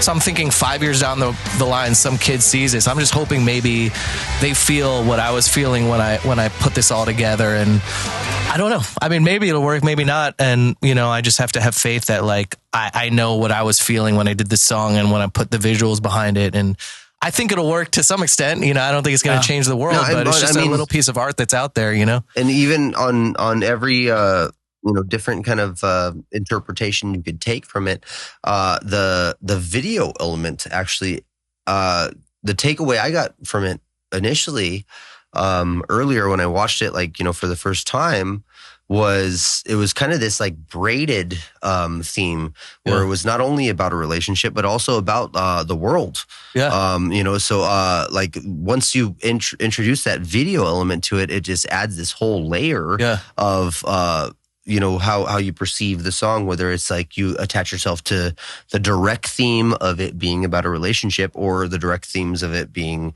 or I guess the loose themes of it being about a broader topic like that, So that's kind of my takeaway. At least I don't know if that's what you intended, but with lyrically, you look at it and listen to it lyrically, and you're like, okay, yeah, this is definitely about a relationship. And then you watch it with the visuals, and you're like, oh, there's like more to this. That was my takeaway.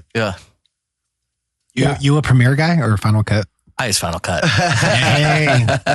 I switched over. This guy got me into using Apple Premiere products. No, I've always been. I'm an Apple slut. Yeah, me too. I use Final Cut and Logic just because I'm lazy and it's already right there. It makes it so easy. I was a FL Studio and Premiere guy, and then this guy got me into Apple, and now I'm Final Cut and Logic. I mean, I started in like GarageBand, so going to Logic made sense, and I started in iMovie, so next Final Cut made natural sense. step. Yeah. Now I guess what the rest of you guys would call poor. Sorry. My bad. I have Microsoft products, so me too. I still run my Android phone, and at work we use Windows, and I love Windows. Hey, you know what I used to use as a doll back in my first doll was Adobe Audition. I remember Audition. Actually, no, scratch that.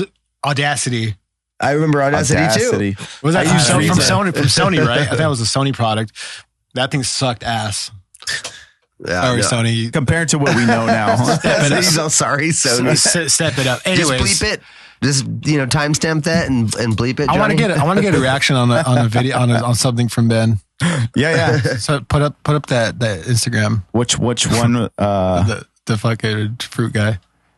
Yeah, this is very interesting. Let's I didn't watch it, but I've seen happening stuff with this? similar to this. So let's. So this guy, he wired a bunch of MIDI nodes to watermelons. I saw this. He's writing beats.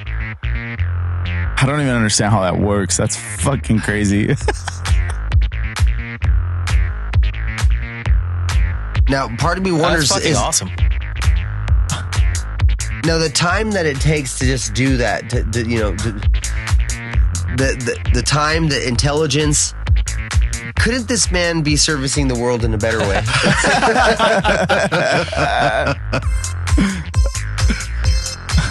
I mean, your local fruit vendor on the corner should be stepping up his game here. That's all I got to say. He's got kiwi and he's got watermelon and see that? fucking He's like cantaloupe. kiwi's like a little pad on the side. Beep, beep. How does he press the space bar when the song is done? His hands are going to be so dirty. He's got a towel. Well, let's hope he has an Apple product because they tend to be waterproof. He's gonna get ants. Yeah, no, I don't know. Yo, First off, I'm not great at piano. I don't know how it would be on a melon keyboard. You know. First of all, guys, can you guys see this little comment that somebody put?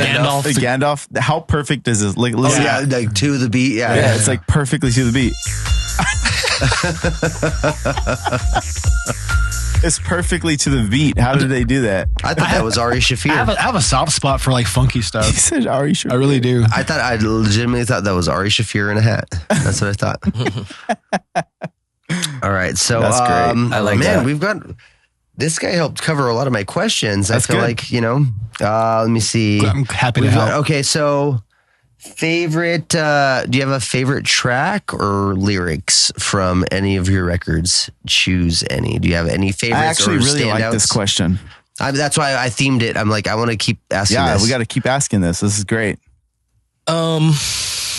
Like of all time. Throughout. Of Let's yours. say the one that's we what we got to start asking it with like a 5-second time limit. Favorite lyrics, go now immediately. First thing that comes to your set, Quickly.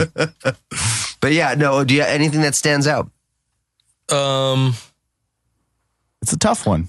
I like the last track of the last album called The Rain Museum. It's it kind of starts with piano for like a couple minutes and then it's like a slow burn and then it goes into kind of this big outro. I was super into that when we did it. So I like that one a lot. Nice. Yeah. It's called Spinning Through Time. Spinning Through Time. And that's going to be on the new what? That was on on the the one Rain that Museum. we put. Yeah, it's the last track on the Rain Museum, which came out a couple of years ago. Gotcha. And then I really like the new stuff that we haven't put out yet. Was stoked about. Okay. About a bunch of those tracks. Yeah. You're allowed to say, like, I mean, you don't have to say the title of the song or anything. But if one of your favorite lyrics is on one of those songs, you could say it. Oh, you want me to actually say it? No, you don't have to say the lyric or anything. But would you say like one of your favorite lyrics that you've written is coming up? Oh yeah, for sure. Yeah, Nice. there's one song on this batch that we recorded with Sam that I like a lot. And Nice. Nash told me too. He's like, I think that's my favorite Armor That gets me song fucking pumped. ever. That gets me fucking pumped. That's so cool. Exclusive. You heard it first. The best Armor for Sleep song is coming. It's still yet to come, guys. Yeah, for sure. Do you guys got a timeline for that release, or is it kind of just working on the music right now? Yeah, just working on music. No. At the beginning stages. Yeah, we're just doing it. But what's cool about this formula is we can release as it's being created, which is like great. It's kind of freeing because we could just keep writing until we feel like it's done. Yeah, it's cool. It's and no more 2 months in the studio till it's a thing. Yeah. It's just like, all right, well, this song's ready. That's it's a different thing. Now the these days. idea is what, just get a set's worth, right? What is the idea? Just to get like a set's worth of stuff, or just kind of like stuff to sprinkle into a set, or no, I think if it's going to be a full length, it's what's going to like round out a full length, or if it's going to be 2 or 3 EPs, it's what's going to make sense as, so it's like, I think finishing up honestly this next batch of songs and seeing how it fits with the first batch will determine what we want to do with it release wise. But it's weird. Yeah. It's such a different way to think about like music now. Like whether it's going to be released as one album or it'll always be in my head one album, but it might be released as 2 EPs that are a part of one album. So it's kind of the same. It's either going to be 2 EPs or one full length. I think EPs are pretty good. Yeah. I like EPs. Yeah. I like EPs too.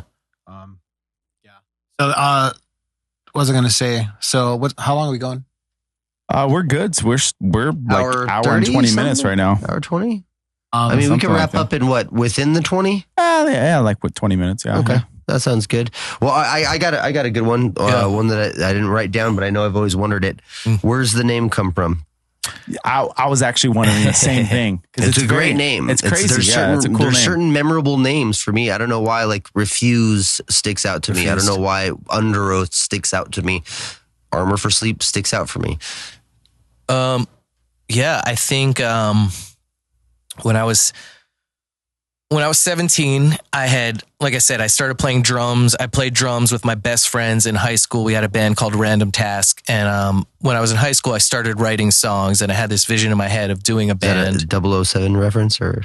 It is Austin Powers. That's what it is. Austin Powers, which is he throws the shoe. I got it. We thought we were funny. You were. Yeah. So in order for me to step behind the drum set and, pursue this next musical project, I had to quit that band.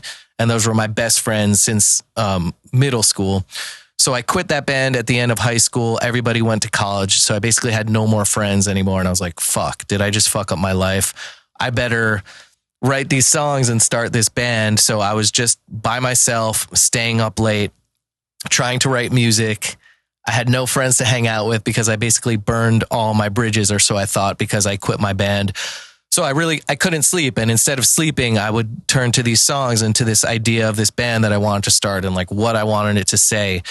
So Armor for Sleep just popped into my head because it, focusing on this next creative step in my life, and these songs were really the thing that helped me when I couldn't go to sleep. So, it really was born out of staying up until 4 in the morning. Yeah, protection from sleep. Yeah.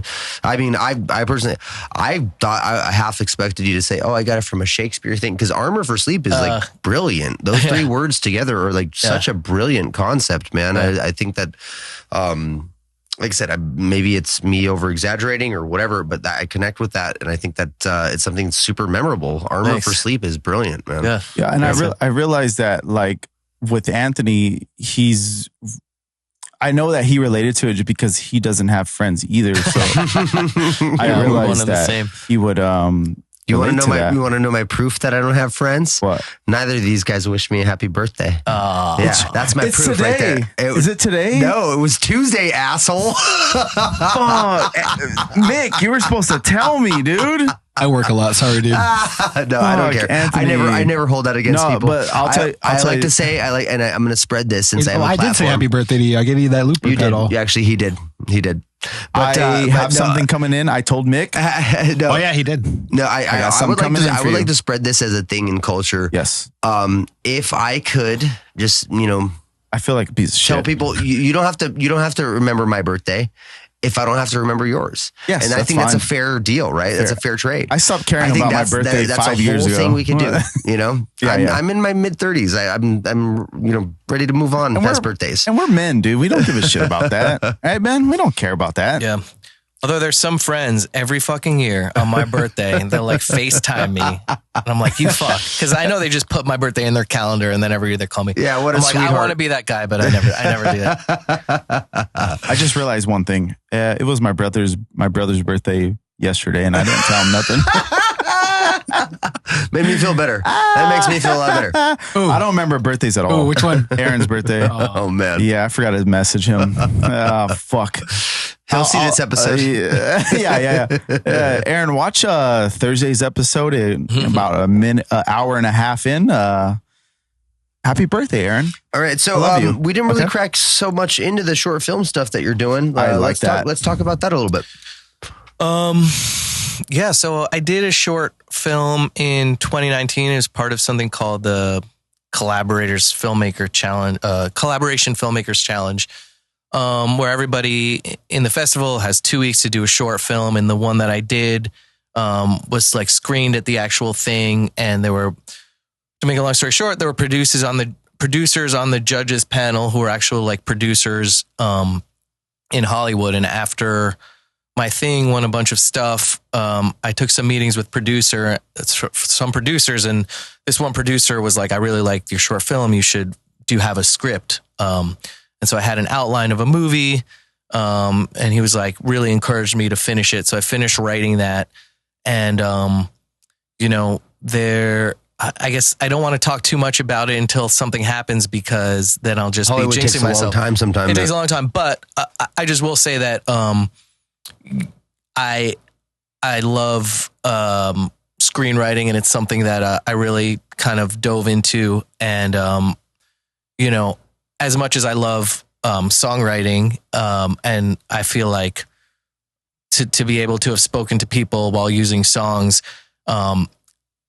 I could see myself really being just as enthusiastic about writing something that eventually gets turned into a movie. And that's another dream of mine. And so we'll see if anything kind of turns out there. If you could throw a music video, or well, not music video, but a lyric video like that in 2 hours together, you definitely have a talent for what you're doing. So it excites the hell out of me to hear what you're doing next. Cool. I mean, I've like I said before, I mean, I've always been a fan of what you do, and just knowing that you're still just rocking and rolling, and you're adapting, you're evolving, going into new chapters. And like, I mean, trying. I mean, we're only here for what? How many more years do I have? I don't know, 25, 30 more years at best, right? Like, I could just sit down and do nothing, or I could try and do shit that maybe makes people feel stuff. And then, it's to me, I think too, it's the Colonel Sandals, the Colonel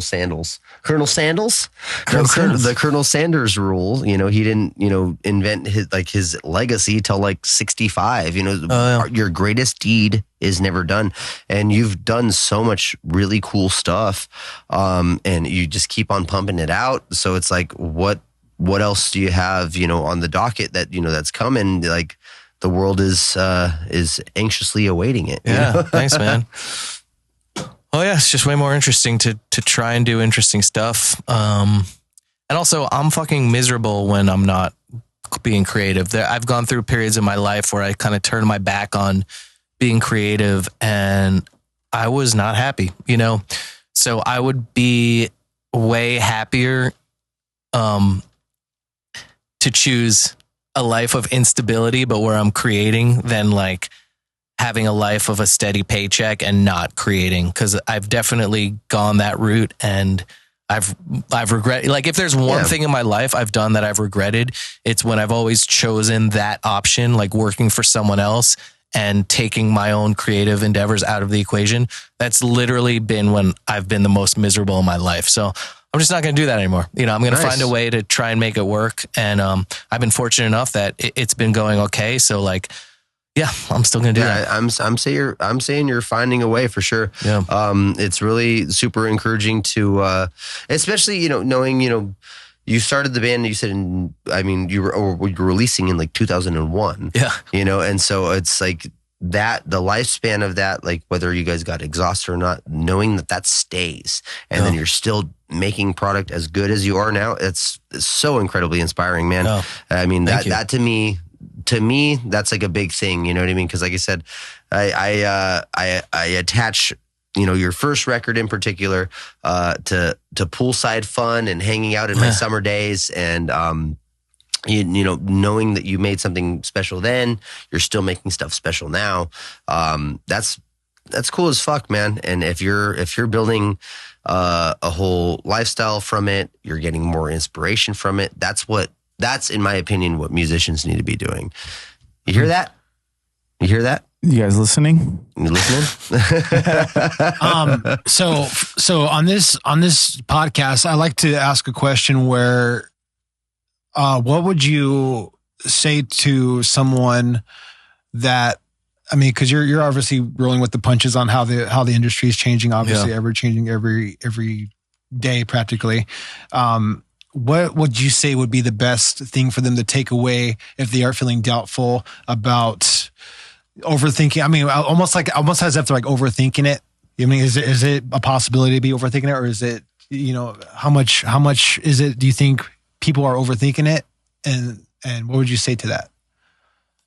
Man, so I'm gonna get real right now. We love that. Let's go. I feel like if you caught me on a different day, I'd probably give you one answer, but I think it depends who's asking the question, because I honestly think, some people will like ask me for advice or whatever. I think either, in music and movies, either how to write and either how to make good songs. And I mean, like, really know how, or you don't, you know what I mean? And there are people who are like raw and who haven't refined their craft, but they still have that talent, and you can't teach someone that doesn't have it. So it depends who's asking you the question, because there's some people, no matter what they do, they're never going to get to where they want to go. So like, what advice do you give that person where in your heart, they're not going to get there? Like, I don't know. But the people who do have that innately, I think will find an audience doing what they're going to do anyway. So really nothing you can do can help them get, maybe you can be like, hey, post here, or like, why don't you get your thing out? But like, those people are going to find success on their own.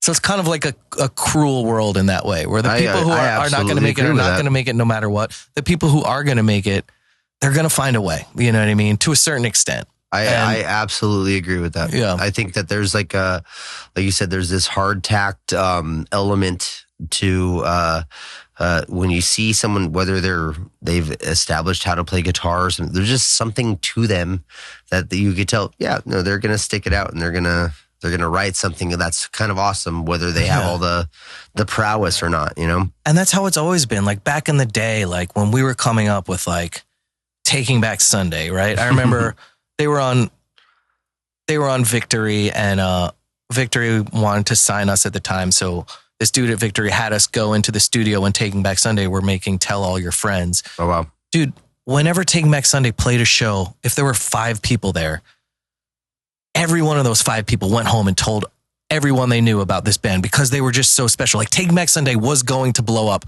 no matter what. You know what I mean? Certain bands have that thing that, Taking Back Sunday didn't sit down and Adam Lazzara wasn't like, how do I have star power? He had star power. Mm-hmm. You know what I mean? Like nobody could have taught him how to have that. And like, if a band doesn't have that thing, no amount of schooling can teach them how to have that, and like, yeah. So I don't know. So I mean, nebulous. It's a nebulous, almost impossible question to answer, because you've seen, bands like you said, Star Power filled. Taking Back Sunday is a good example. The U's, Burt McCracken, like immediately, just like people, there's a gravitas to him. And then I've seen, people like, Andy from Manchester Orchestra. He's not this rock star guy, but you just like, there's also this weird other gravitas to him. Yeah. You know what I mean? And it's a weird thing where we don't know whether we're attracted completely to the songwriting and the song expression, how the song is performed, or if it's the person themselves or whatever. It's like a combination of all these different elements in a lot of different volumes. Whether it be, like you said, star power, or whether it be lyricism, these are all the elements that create, what we like about our music that we listen to. Yeah. And I find it incredibly fascinating. I could talk about it for hours, because I mean, shit, a band like, like Jonny, he loves Korn, for a direct example, he horns, but like that band, I would say, is not for everybody right off the bat. Like you're not going to get, mid-30s housewives to listen to Korn right off the bat. But if you implement the songwriting in a different context, right? Like how talented, they are at writing some of their songs. Let's say you turn one of their songs chord by chord into a piano ballad. Melodically, it could relate to other people. It's such a weird concept that's like, oh yes, stylistically we put things into genres, and that's how we dictate what we listen to. When at the end of the day, you boiled it down to that. Like sometimes there's just a star power to this, to this person. Yeah. So I don't know. I don't think there's an answer to it, man. What do you think? I don't know. Because I see a lot of cringe artists fucking super big right now. Have you seen that? Hey, don't talk to me about cringe. Oh yeah, he went a deep rabbit hole with that. Yeah, he shares that in our chat all the time. Is just it's people so crazy. Who, let's say, do not have star power. Yeah, let's just say that. No, but I was just saying because I'm saying people that say, for instance, someone does have star power and they are able to put stuff together, but they're in their own head essentially. Yeah. They're in their own way in the process of doing this. You know what I mean? I was kind of speaking to that a little bit. Sure, but yeah. I mean, my advice to that, and this sounds so cliche, but it's just, I would say to keep your head down and focus on being true to yourself. You know what I mean? I can only speak to personal experience, but like what we've done successfully is write songs that come from a real place because people will relate to that. Whenever I tried to write songs that I wasn't really feeling, like your fans can sniff out whatever is not genuine, So the advice I would give to somebody else who does have an ability to tap into themselves is just keep your head down and write what you actually feel, what is genuine to you. And Rick Rubin talks about this all the time, and he goes a little extreme. He says the audience comes last, basically. I don't know if I fully agree with that, but I think what he's saying comes from the right place, that if you just focus on how to make the most genuine thing that speaks to yourself and your experience in the most original way that can make you feel something, it will affect other people. But the second you stick your head up and start looking at how is this going to affect other people, and you let that influence your writing style, you will fail because that fucks with the process. So I'd just say to that person, just keep looking internally and just try and focus on how to be as true to your vision as possible, and do not lift your head up and try and examine how other people are reacting. And I think honestly, the best results will come from doing that. I could agree with that. Nice. Cool. I was going to say that kind of leads me. I have two last things. Basically, two last things. Do your thing. So that actually is a great segue into doing your own thing when it comes to writing and stuff. I know when it comes to Smile for Them, you guys had to trade producers. Yeah. I've always been, I have hands on you now. Yeah. So I have to ask, because I've always been curious about, like, how does something like that go about? Like, where it's like you choose someone, you feel the vibe, like, oh yeah, maybe they'll take care of our record, and they have the right thing in mind here for, and then you choose against that. Like, why did you end up going with Machine instead? Is it just be more familiar, or? So for the Smile for Them was our third record. We signed to Warner Brothers, so we did our whole jump to a major label thing then. And I'm sure you guys have heard horror stories a million times about when bands sign to a major label, everything falls apart. And I think for us, what it boiled down to is when we jumped to a major label, suddenly the price point for everything jumped, right? The budgets for everything jumped. So the producer we went to, who was an awesome guy named Ben Gross, he actually produced Marilyn Manson, Mechanical Animals, I think he did. He did a lot of like Filter, so like big rock stuff. Yeah. He was doing our record, but like the price point for that producer was like super high. And when we were in the studio with him, it's like the budget was just kind of like ticking up and up and up. Way simpler answer than I totally. Oh. Yeah, I could completely imagine that. Yeah, you know what I mean. And I to me, it's like I always I think about stuff like that, and I wonder if it was like creative differences, or if like they didn't get along. Like you wonder about the drama element, but sometimes it's as simple as it was fucking expensive. Yeah, it's expensive, and when you're on a major label, we were at the point where this label wanted us to be the next My Chem or the next brand new whatever bands were exploding at the time, and in the past when we had done the first two records, Dream to Make Believe, What to Do When You're Dead, is like Equal Vision just put us in a studio, we did our thing, and then released the record to our fans. But this third record on Warner Brothers. Now there's all this money. Now there's this expectation, a lot of overthinking. Are these the songs? Is this the producer? A lot of scrap material, you know, that was involved with that. It's like, that's gotta be, I don't know if that weighs on you or no. To me as a musician, it's like, I literally have this itch in my head where it's like everything that I have in here, I just want it out. I don't care if it's even the best thing I've done. I just want it out. You know what I mean? Yeah. And so that's gotta be weird. He's like, I wrote these songs. I wonder what it would have been like, you know? Yeah. There's a lot of that whataboutisms and, you know, it was, you know, I was also so young. I was like 20, I don't know how old I was, 24 or something, 25. And, you know, with everything being so expensive, and we had this big management company with this big record label, that our A&R guy was the guy who discovered Rage Against the Machine and Pearl Jam. So I was like, I better trust him. Like they know what they're talking about when they want to fire this guy after we've been recording for 2 months in Burbank. Yeah, I trusted all these people. And in retrospect, I wish I'd been like, no, fuck you guys. This is what we're doing. These are the songs. We've been doing well up until this point, but we were all really young. We were trying to please all the adults in the room, and it is what it is. You know. Nice. Okay, so then I guess that answers pretty much all my questions. If for my last 3 shotgun questions, here we go. All that being said, do you have any bones to pick with the industry? Bones to pick.